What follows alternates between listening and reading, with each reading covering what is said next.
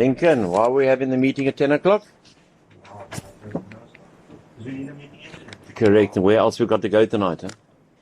We had a nice time enjoying being on the mountain. I believe you all enjoyed it on the mountain. I remember times that I used to drink and drug at 10 o'clock at night. So on a Saturday night when we've got nothing else to do, because we're all young men here, besides Brian, we can have a meeting so it can be fresh in our head when we go to bed. Yeah. And it is a beautiful night. It's nice and hot. We're sober. We are blessed by being sober, being around people that are sober.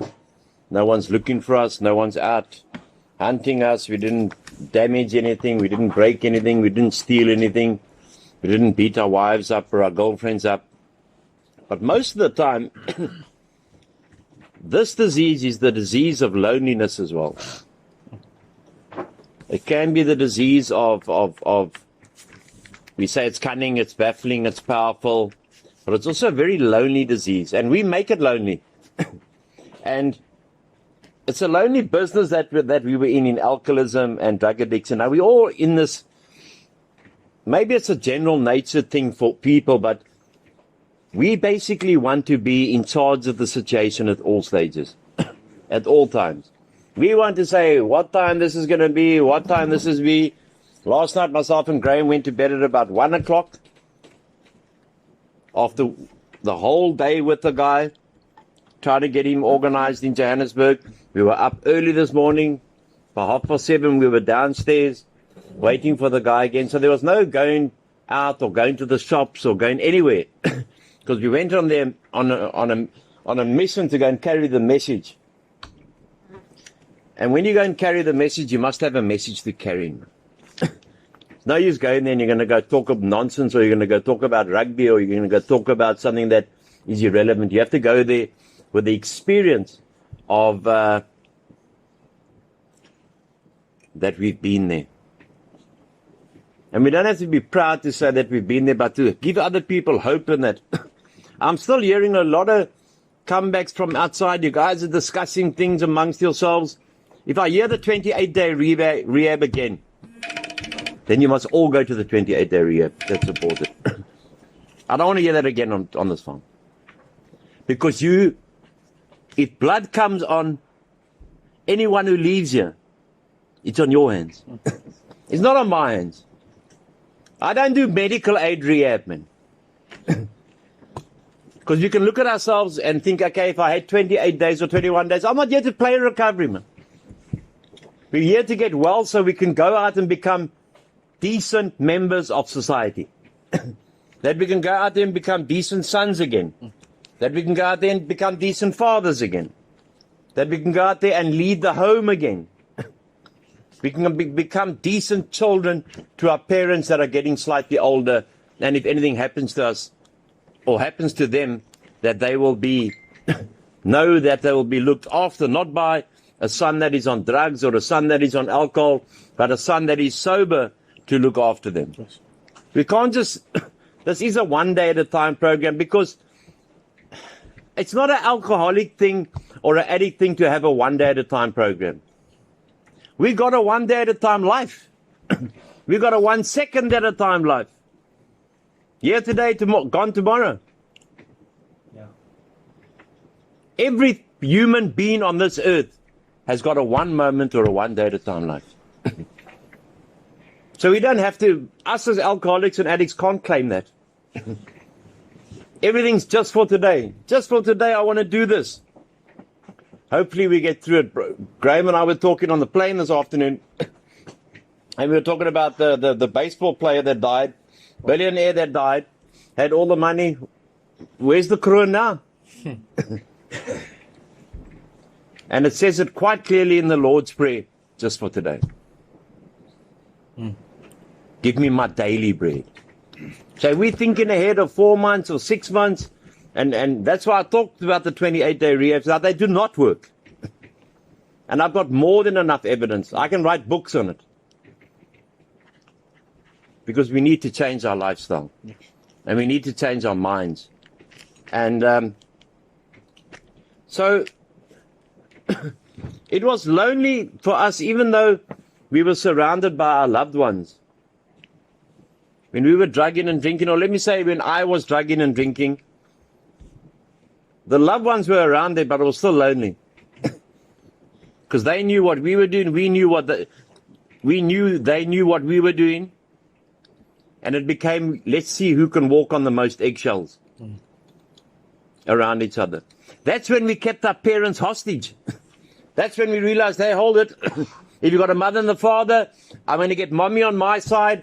Dad's going to lose it, because normally the dad loses it when it gets to addiction. And I'm going to walk right through the middle, like I think it was Moses who walked through the Red Sea. I stand under correction. Where's Sam? Still on the Sabbath. There's Sam. Am I correct there, Sam? Thank you very much. So we walk through, so the more chaos there is. If you can come and tell me now that a person can come right, maybe there is the odd exception. And I know there has been the odd exception.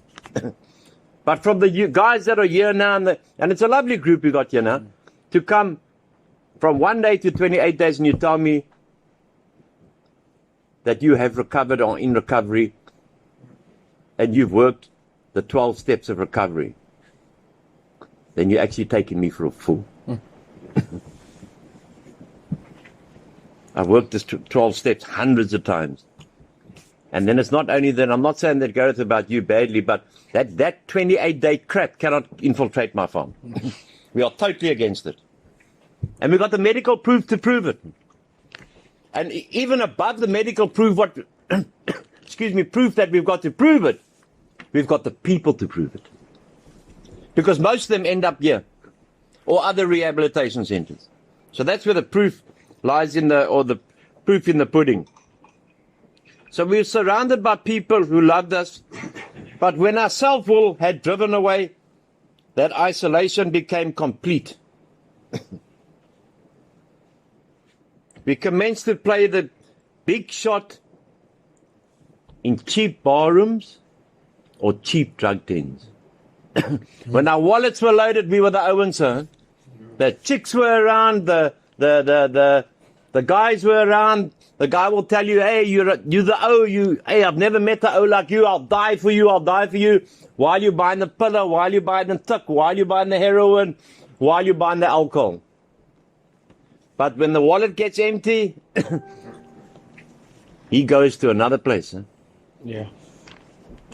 And then again, it used to be us as well. We could also do the same thing to them. And we'll tell him everything he wants to hear. Here we cannot tell you what you want to hear, because here we're playing with each other's lives. Here we have to tell you from experience, this is what's going to happen. When someone says, "Man, I've never been to prison," I can't really understand this whole move. I can't be that bad. And the answer is so easy. Use the word yet. Carry on drugging and you will get there. It's simple. Carry on drinking, you will get there. And it's not saying that we're talking it over lives that we want you to get there. But if you play with the devil, if you play with the devil, then you must know that you're going to get the devil's answers.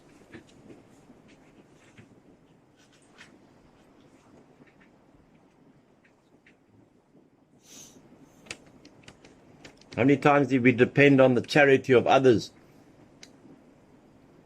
to feed our habit? The lies, manipulations, dishonesty. No one comes in here because they got ingrown toenails. We may all come with a different story, but we all come for the same reason. We know what works. It's worked 15 years for me. And it's worked for many people around the world. Millions of people around the world. So when we're sitting outside there on a beautiful Saturday night, everything is recovery related. We can say, hey, isn't it beautiful to sit in this wonderful atmosphere? Outside in nature, the mountains are around us. It's beautiful. Why should be a hassle? Because I'll tell you what, if I had pipes out there or I had bottles out there, hey, we'll sit there all night. We'll sit there tomorrow. We'll sit there till we cup out. So we're trying to change that lifestyle. Whatever we do, we're trying to change the lifestyle of and put in new memories. Basically, what we are trying to do, we're trying to find emotional security. Emotional security. Either by, or even when our fortunes had not totally ebbed, we nevertheless find ourselves alone in this world. We still vainly try to be secure by some unhealthy sort of domination or dependence. Ask ourselves, if we did not, and you're not young people here. Yeah, I said young men, but there's one or two in your 20s and the rest of. What happens if you did not have mom and dad? Where would we be today? Have we ever asked that question? If we did not have loved ones?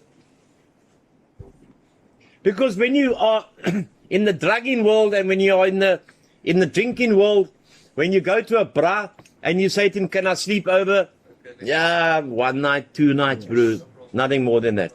And how many times have we had that? So we don't have a string of accommodation. We're not going to walk into the Cape Sun and say, excuse me, I'm a recovering addict. Can I have 6 months, please? We forget about that. Huh? We forget about, there's a photograph that I saw today of an old hand and a young hand. And it says there, don't forget the person that raised you. And what I'm saying here now, don't forget the person that carried this message to you. Not only me. There's other people that work here. There's people that leave here and will go run me down and run this place down. But where they're silly and where they're foolish and they celebrate a year or two's recovery, where we got some people celebrating it now, they forgot where they found their recovery. Yeah. So you can't be such a bad man or a bad place. Yes. They forget that. I'm not here to be popular, man. I'm here to try and carry a message of hope. Yes. And I'm not going to say I'm trying to carry a message of hope to the hopeless, because we're not hopeless. Mm-hmm. We've got God in our lives. And we're not going to be skynheilig with God either. We're not going to use him to the point of thinking, okay, God, only when I'm in trouble. Because I knew when I was in prison and my back was against the wall, then I prayed. I knew when I was in prison I'd sleep with one eye open, then I prayed, bro. And God, and when I was on the streets, then I prayed. Please, God, how can this happen? Get me out of the situation. But how many times have we prayed and gotten ourselves into situations after we've stolen our parents rotten, we've stolen our friends rotten, we've stolen the neighbors rotten, and we ask God, God, get me out of this situation. And by some work of a miracle, God gets you out of that situation, and we go repeat the same thing a week or two later. And then we go back to God and said, listen, God, you helped me last time, God, you helped me this time. So it may be 10 o'clock in the night or 10:15 in the night. But for us, that's early, man. How bored are we going to be when we're at home now? When dad wants to watch that on TV, or mom wants to watch that on TV, but you want to watch Tom and Jerry on TV. Are we going to storm out and say, well, nothing's changed because the whole world revolves around me because I'm an addict? Or are we going to accept the things I cannot change? It's easier to accept the things that cannot change when it works in your favor. When things are difficult, try to say that serenity prayer. And that's where we have to work, because we have to work for serenity or towards serenity.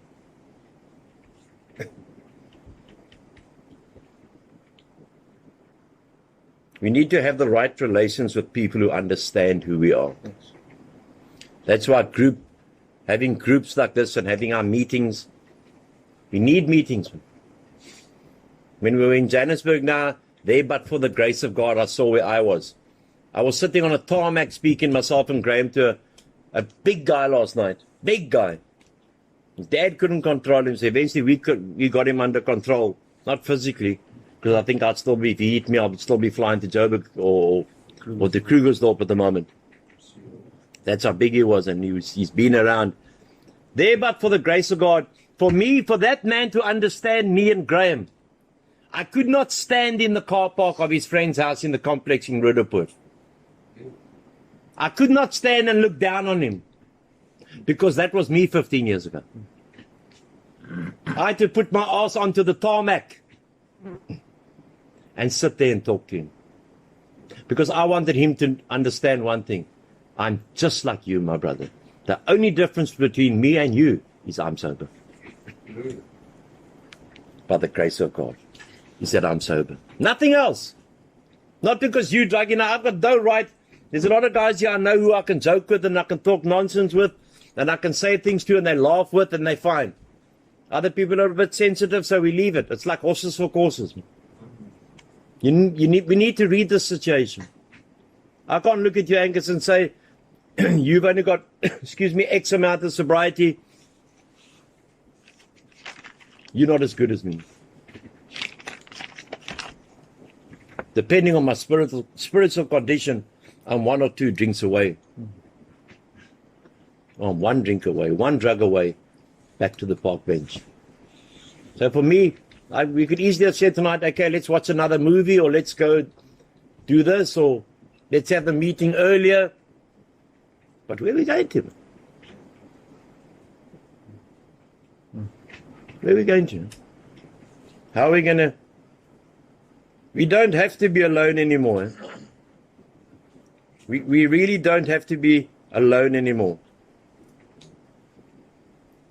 And we ask ourselves, to place ourselves under the care of God, and we ask Him to, in all our affairs, we ask Him just to be there, but not in the fix-it job, not when we're only in trouble, not when we only need Him. For those of you who've already done step 2, and when I mean done it, we must work these things. It's like going for swimming practice. And you want to go to the Olympics, like Richard will be going, we trust God, in July or whatever, to Japan. If he doesn't make it, at least he was on his way there. For us, if we don't make it,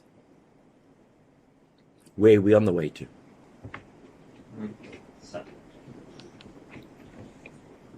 Some of us have done the jails, institutions. There's only one thing left, and that's death.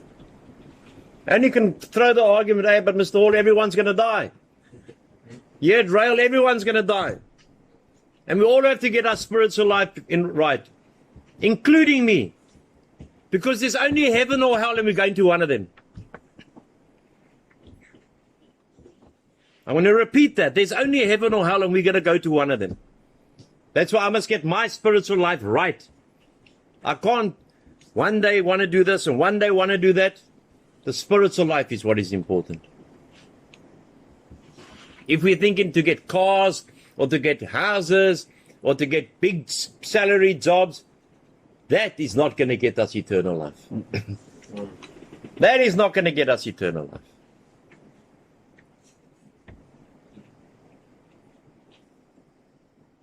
When we talk about step 2, we talk about the sanity and the insanity. And I'm not going to be long, and when I normally say I'm not going to be long, I'm going to be long. Because you can never get enough recovery. Because if we just had to put 10% of the time that we put in using drugs and alcohol into our recovery, I don't think we'd use again. We can't use highfalutin words here. We can't make this technical. I can give you hundreds of sayings that you can, when your parents come visit the end of the month, and you can give them their sayings, and your parents are going to say, yo, my boy, you recovered. You're telling me to keep it simple. You're telling me just for today. Hey, mom's got a headache. You're talking, mom. Hey, mom, this too shall pass. My boy, you have learned so much here.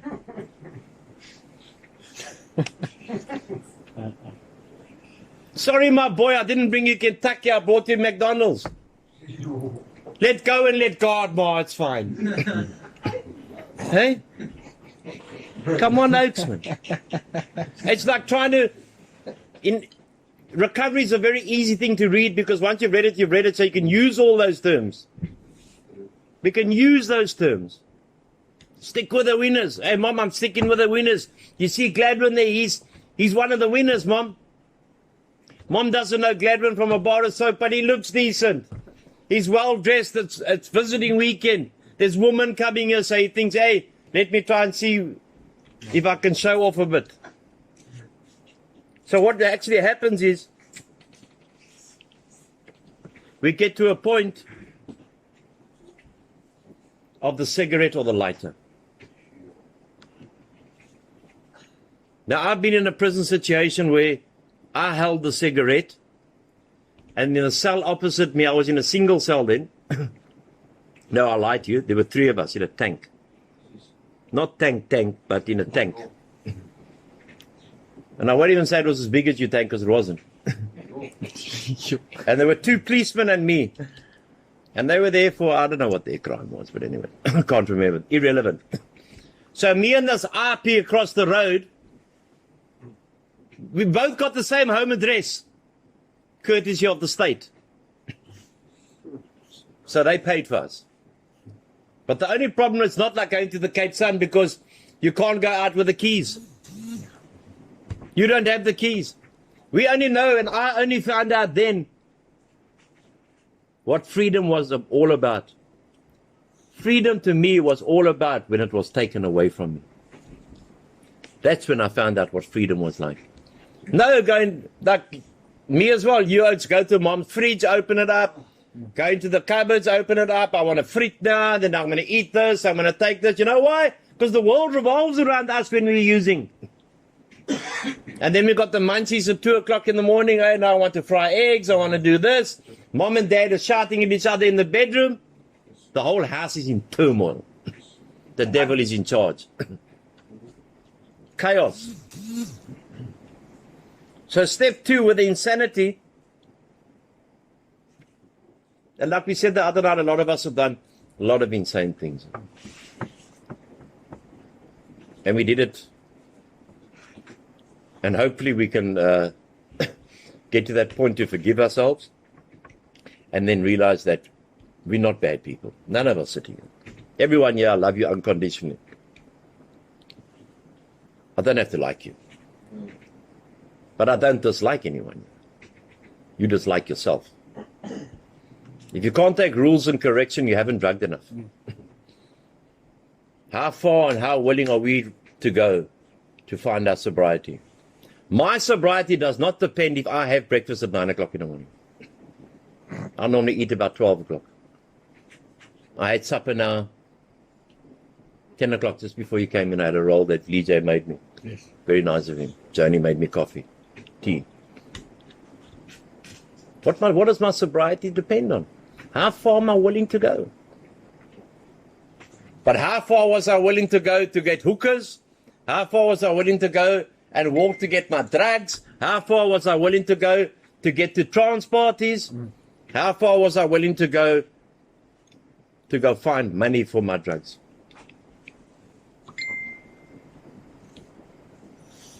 Sanity begins to infiltrate our life. It comes to a point where I say, okay, I don't want to do these insane things anymore.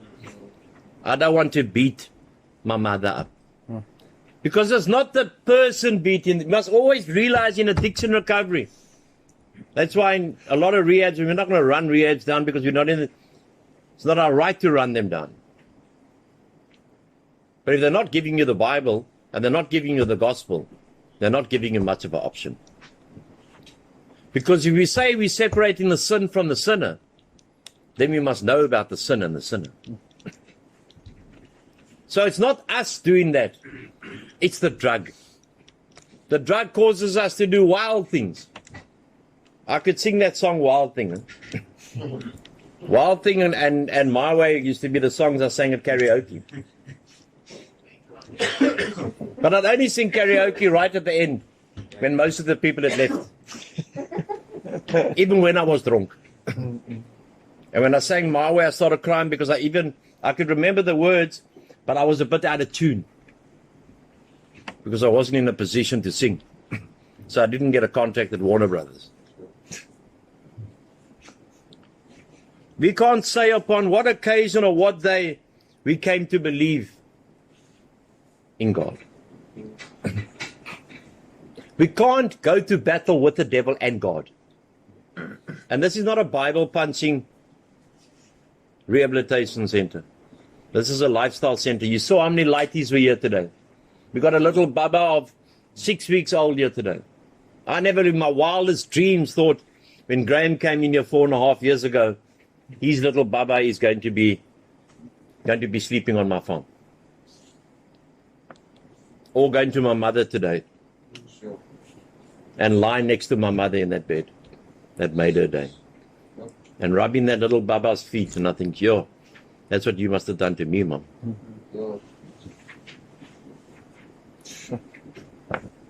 But I don't think any of us can remember being 6 weeks old. Because if you can, just tell me that. So I can give you the Nobel Peace Prize. Or you can get the Mandela Hall of Fame Freedom. Or whatever they give these days. Maybe the Purple Heart for bravery. It's like Angie telling me he was so like advanced he could walk at three months old.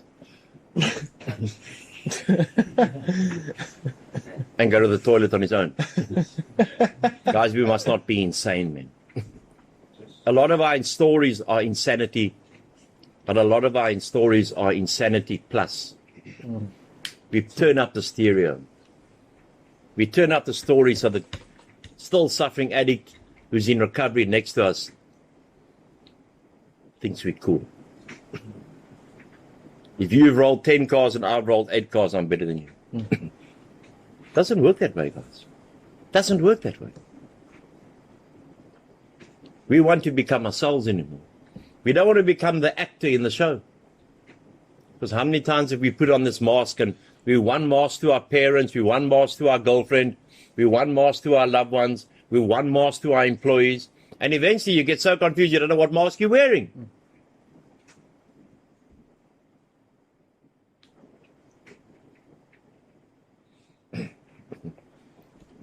Now, I said earlier that we gave lip service to our belief when we felt like it. And that was exactly me too. When in doubt, phone God. He takes, please call me. Gives you a starter pack, the Bible. Gives you a starter pack, but when you run out of airtime, what do we have to do then? That's when we start to pray. And that's when we start to believe. There's no specials. That's one way or the other way. We can all recover. There's no man sitting here now. There's no man sitting here now who can't recover. It's whether you want to recover. It's whether you want to go back and destroy your parents' home. It's whether you want to go back and destroy your wives or your girlfriends. I don't think anyone's got boyfriends here. If you want to go and destroy, if you want to go and steal, if you want to go to prison, if you want to go to the streets, you will. But everyone here has got the equal opportunity. We have got more BEE in RAEL than they have in the government. Because this is an equal opportunity. Addiction is equal opportunity. No matter how big you are, small you are, the color of your skin, how much money your parents have got. Because a lot of people come in and say, hey, I come from such a wealthy family. Well, show me the money then. It's not your money, it's your parents' money. We got equal opportunity, but you know what? Why there's so much talk out there that doesn't come to this desk, it only comes to this desk via third and fourth parties, is because we're not being honest with ourselves. Because sometimes we don't like the honest answer. That's why me, Anthony Hall, never listened to my dad, because I knew what he was going to tell me was the honest truth. What dad would lie to his child to save him? What dad would give information to his child that's going to harm him? What mother would do that? And I used to say to my dad, hey, you old school, man. And my old man just used to look at me and give me one of those looks. Also, the belief that we have is sometimes when it looks good, so we go to church and we put our arms up. We want everyone to see us. And then the pastor will from the front shout, hey, raise your arms. Since when did he become God? Because if the Holy Spirit tells you to raise your arms, you raise your arms. How many times did we think that God had left us? Didn't care for us. Where were you when I needed you? How many people came in here, I don't really believe in God. I used to believe in God. But what happened? We were here. God was here. We went to the drugs. We went to the whores. We went to the stealing. We went to the manipulation. We went to the drinking. But God stayed still. He was always there. We left him. I left him. I began, when you start trusting, and like I said earlier now, not holier than thou, you start to receive answers to your problems, to your deepest problems. Many can testify here. That's what makes this place unique, because we've got people here, 4 years, 2 years. Leroy, Sammy's been here. Cheapest, Sam, you've been here too long. I love you, Sammy. People who can testify when their miracles came. The miracle that Grant received last week. That's a miracle. That's a miracle. But we must be willing to put whatever we have to put. Graham and I are tired. We didn't have much sleep in Johannesburg. But we also need a meeting. We also need a meeting. You get tired of meetings and you go to one meeting a week, you become weak.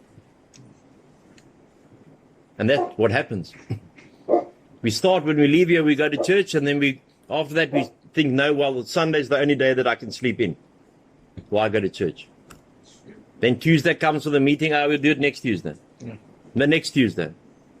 Then you're sitting under a blanket with your girlfriend or your wife, and she says, hey, but you better go now, the meeting's going to start. Oh, no, my love, I'm okay. I'll go next Tuesday. And next Tuesday come, you're watching another movie, or you're watching, I don't know what you people watch. I can just think. And, no, my darling, I'll go next Tuesday. And by the time the third Tuesday comes, you realize, oh, hold it. I can do this recovery without meetings. And then you become dry drunk. Cunning, baffling, and powerful, and patient.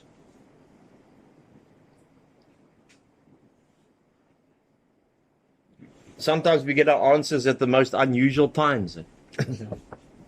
Not when we're expecting them. Driving to work, having lunch, or just when you're lying in bed and thinking that the whole world is against you, something happens.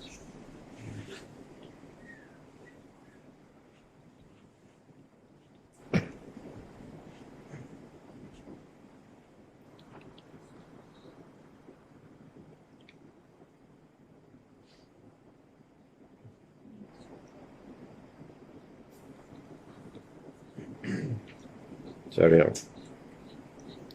So as we go along this road and we find ourselves getting to a point of, those of us who get into the point of, I want this. I want this with everything that I have got. I am tired. I am tired of what I put my loved ones through. I'm tired of the pain. I'm tired of the pain that I have caused. I'm tired of the pain that has been caused to my loved ones. Because we don't get the parcel. All our brass here, all the friends that are out there, they aren't sending parcels to Postnet for you guys. They all know you in recovery. Where's the love? And we can turn around and say, oh, but my drug dealer used to love me. My drug dealer sits a lekker oak, like I said the other night. But he's supplying me poison, but he sits a nice guy. Being on the streets taught me a lot of things. I met a lot of people that are educated people. I met a lot of people that weren't on the streets because of alcohol and drugs. They were on the streets because they got divorced, or they were on the streets because they'd lost their jobs, and most South Africans are 1 or 2 salaries away from the streets. And there they were on the streets with their children. They had no reason to be on the streets. They had no reason to be there. And it turns out, and you listen to their stories, and me as well in the past, I used to see when I was younger, before I knew that I'd crossed the invisible line, is that I used to look down on these people. Yes. I used to think I was better than these people. I used to think that the drunk on the bench was just a beggie, until I became that beggie. And then people could start looking down on me.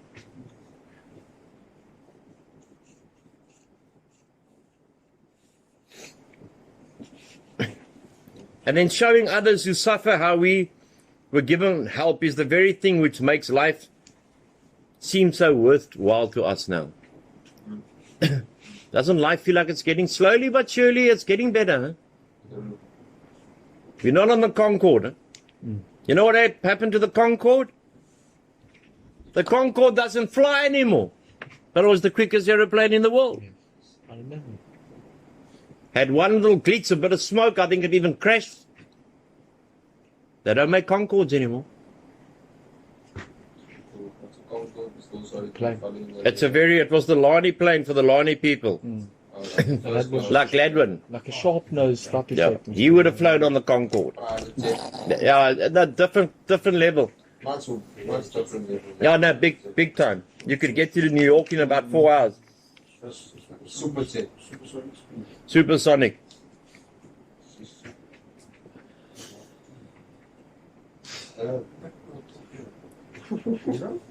Listen to this, guys. And I'll say this like, just take it in the context that I'm saying it, that the dark past that we have got is the greatest possession we have today. This becomes a message. The test we've been through in life will, if we stay sober, become our testimony.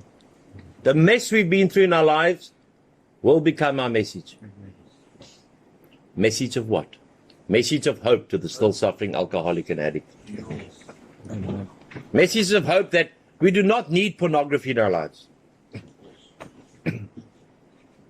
We can go out there and find a nice relationship without that.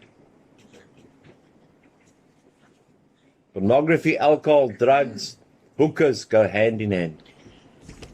One goes with the other. It's our key to the life and happiness for others. We're here for ourselves, to get happy for ourselves, to find a new life, to find something that we can take pride in. So even if we're gardening there and pulling out the weeds, as you're pulling out the weeds, the one weed can be resentment, the next weed can be dishonesty, the next weed can be resentments. And we're pulling them out one by one. And we think we're making God's earth great. Because one day when we go, whoever is here, I'm here, whatever, we can't take it with us. But we can make life beautiful while we're here. Even with all the problems that we have. Because people who don't even drink and drug have problems. So why should we be any special? We want to, sometimes I thought like myself, I wanted to be treated like I was from planet Zork. My mother had to do this for me. My mother enabled me all the time. My father cut me off. For 6 years we could walk in the same passage. My dad wouldn't look at me. And I dared not look at him because he was very big. Can you imagine how that caused the strain on the marriage of my mother and my father? But I couldn't care at that stage as long as I got my own way. Until my mother one day. My mother put me in prison, gentlemen. My mother put me in Paul's Wall. Not the neighbor. My mother that enabled me. That old lady that most of you go and visit. She put me in jail and saved my life. My mother. Like you, my brother. Like you. Like you.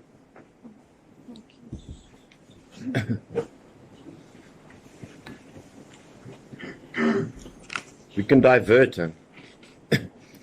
What a gift it is for me to realize that the seemingly useless years that we've wasted, all of us, were not actually wasted. The greatest service we can do to mankind is to serve. Jesus Christ came to this earth as a servant. The greatest gift we can give to anyone after coming through alcohol and drug addiction or any addiction is to serve our fellow man. And there doesn't always have to be a kroon involved, because we get repaid in other ways. I get repaid when Tank and Angus and Brian and the other guys, Kurt, go down and visit my mother. Sam, you go pray for my mother. That's precious. What money can come in between a prayer for your mother? Angus goes there. Sorry, Richard also only go to my mom and dad. Chris, you've been to my mother. Yalun, I think you've been to my mom. Leroy has been there when he's not on peridone. We're going to finish now.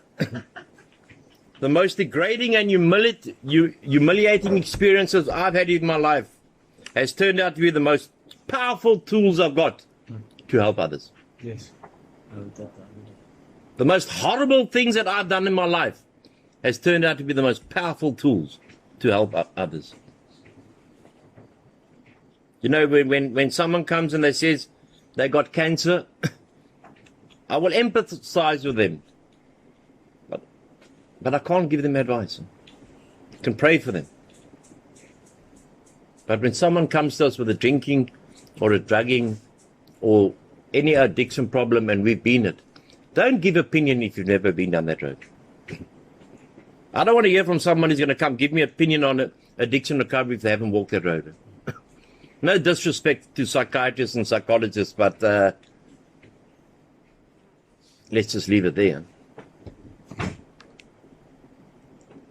I can reach out with a loving, and that's the most part, the loving and compassionate hand. Not the hand for money. I'll help you, you pay me. And know that the grace of God is available to every single human being.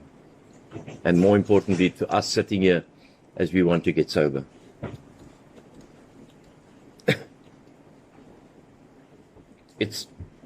It's almost as if, guys, the clock is ticking for us. And we want to make the next minutes, months, days, years, a lekker life. It's not going to be a rosy life. It's not going to be a garden path. In the 15 years that I've been sober, I think I've had more problems, but they've had problems that I could solve. We weren't trying to solve problems from behind bars. I wasn't trying to get to a point where you think to yourself, okay, well, I can handle all this. Even if you, I don't know if you will get this, Angus, but even if you remove the rum from a fruitcake, you still have a fruitcake. You understand that, Angie? And here on this farm, we respect the opinions of others.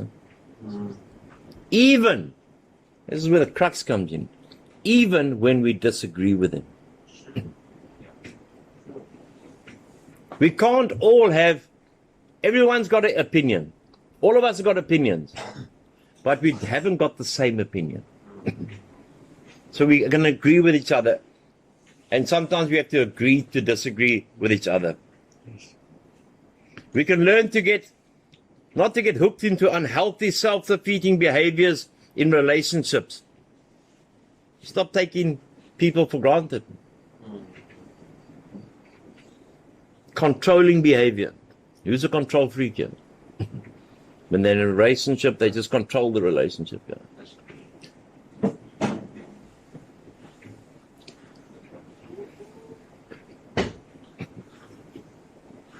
Codependency we'll go into again.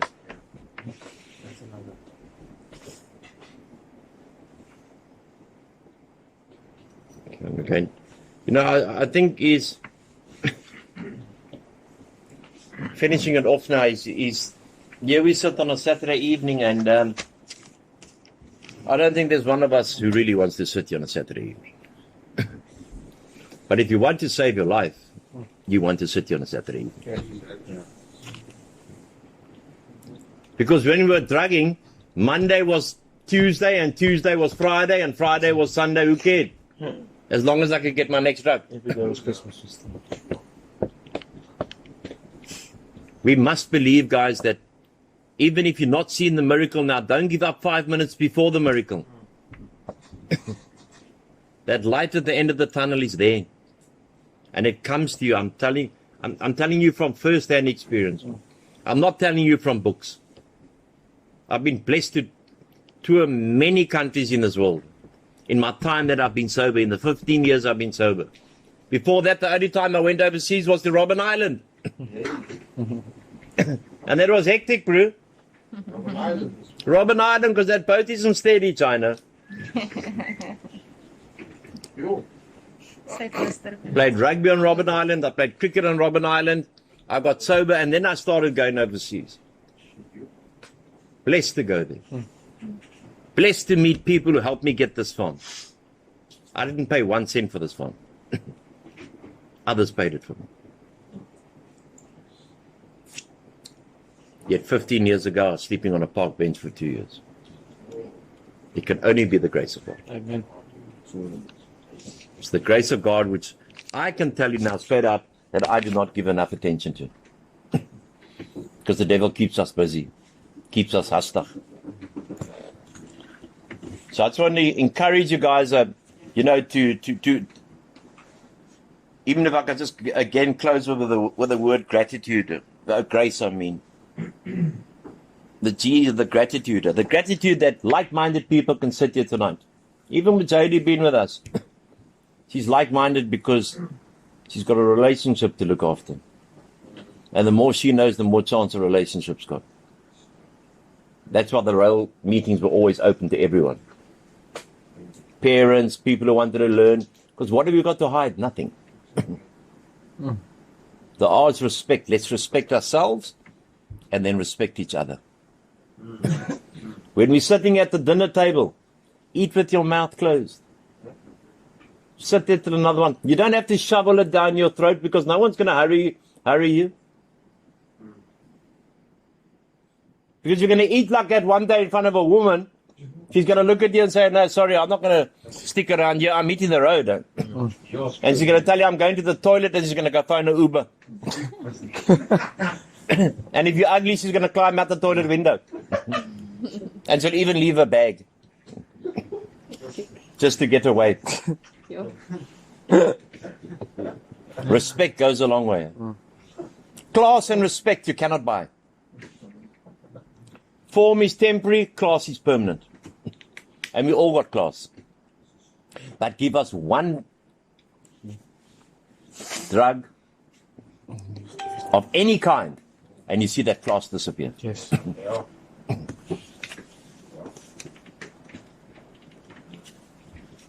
The A is for acceptance. Do I sit here tonight and accept the things I cannot change? Accept that I have got this problem. I'm working on it. I'm going to beat it. I'm going to trust God to beat it. And I'm going to help my fellow man to beat it. Think again of that little Baba in there. 6 weeks old Baba. And look at this man on my left. Now look very carefully at him. He walked in here with a toothbrush. No clothes. No nothing. And he sat there where Lincoln's sitting. That used to be my office over there. I've had all the offices here. Because it's all open plan. So no one can say my door's closed. And 4.5 years later, his light is lying in here. That is a miracle from God. It's a miracle from a man who came from the streets, who came from the gangs, who would now at this time would be picking up food from Burger King and going to sell the patties and then go to the pizza place in Kenilworth and sleeping on the pavement less than 800 meters from his dad's house. Never judge a person on the chapter you come into his life. And I'm telling you now, it all starts when you get up and you make your bed. And that you may say to me, hey, Mr. Hall, what are you talking about? Make your bed and take pride in something where you lay your body.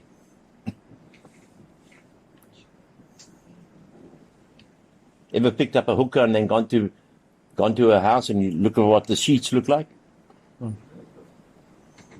Or have you ever gone into a person's house, doesn't even have to be a hookah, and they offer you tea?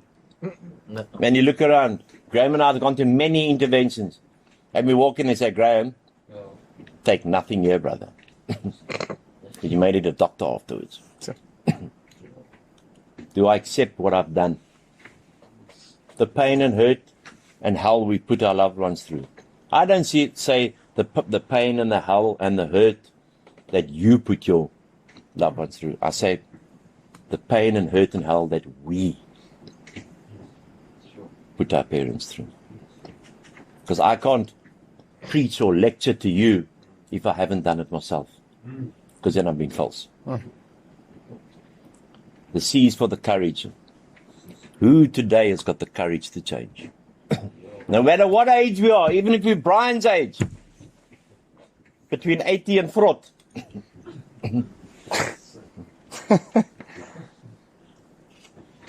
Who has got the takes? I've said it here before and I'll say it again. It takes a man to want to change. It takes a man to want to have recovery from addiction. It's easy to light a pipe, my bro. You don't even have to go to bottle stores to now. You go to shops and you find your alcohol. We're not even talking about your beans now. But I can tell you one thing, it takes a man to recover. Even through the darkest days.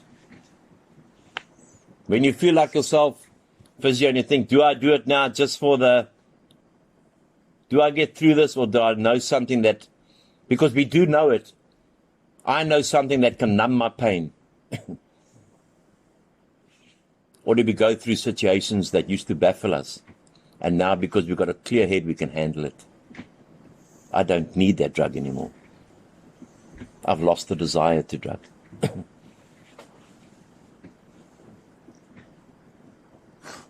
On the 28th of June 2005, when I stopped drinking, I weighed 48 kilograms.